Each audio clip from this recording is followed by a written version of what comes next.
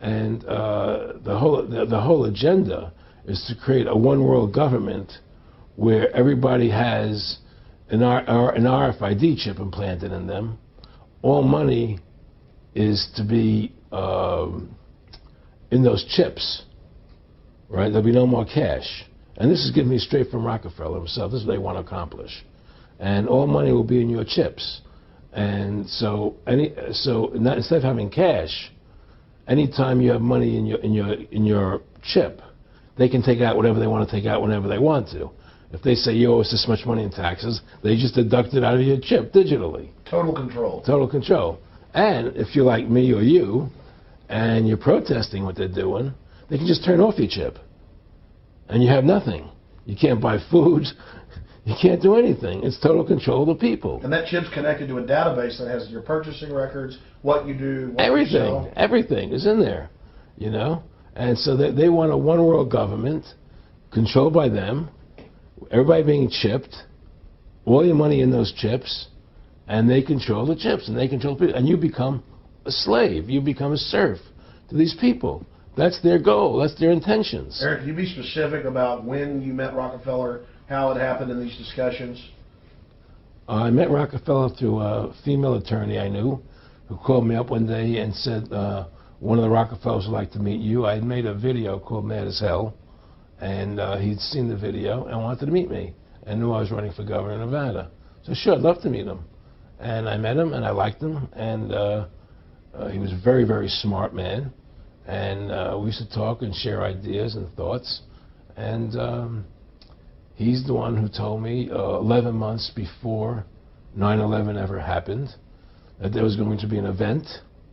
Never told me what the event was going to be, but there was going to be an event. And out of that event, we were going to invade Afghanistan to run pipelines from the Caspian Sea. We were going to invade Iraq, you know, to take over the oil fields, establish a base in the Middle East, and make it all part of the New World Order. And we'd go after Chavez in Venezuela. And sure enough, later 9/11 happened. And I remember he was telling me how how you're going to see soldiers looking in caves for people in Afghanistan and Pakistan and all these places. And there's going to be this war on terror, which is no real enemy. And the whole thing is a giant hoax, you know, but it's a way for the government to take over the American people. He told you it was going to be a hoax. Oh, yeah. Oh, yeah. There's no question. He says, there's going to be war on terror. And he's just laughing. There's no...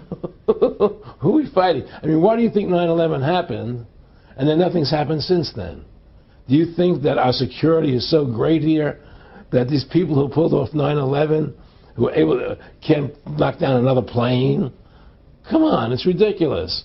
9/11 was done by people in our own government and our own banking system to perpetuate the fear of the American people into subordinating themselves to anything the government wants them to do. That's what it's about, and to create this war, this endless war on terror. And that's why and that was the first lie. And the next lie was going into Iraq, you know, to get Saddam Hussein out with his weapons of mass destruction. That was the next lie. Now, specifically, this was a little over 6 years ago? This was... 11 months before 9/11. Yeah. And Nick Rockefeller, who's a lawyer, he's become your friend over the previous years, and he's saying to you that there's going to be this big event, and then out of that we're going to have a war on terror, and it's just going to go on and on. Right. An endless war on terror without any real enemy. That you can never, so you can never define a winner. And did he say that it's going to be perfect because you can't define an enemy, it just goes on and on? Yeah, because you can't define a winner. There's no one to beat, so it goes on and on forever. And they can do whatever they want. They scare the hell out of the American public. Look, this whole war on terror is a fraud. It's a farce. It's very difficult to say it out loud because people are intimidated against saying it. Because if you say it, they want to make you into a nutcase. But the truth has to come out. That's why I'm doing this interview. The fact of the matter happens to be that the whole war on terror is a fraud. It's a farce. Yeah, there's a war going on in Iraq because we invaded Iraq. And people over there fighting, you know. But the war on terror, it's a joke, you know. And until we discover what really happened on 9/11 and who was responsible for 9/11, because that's where the war on terror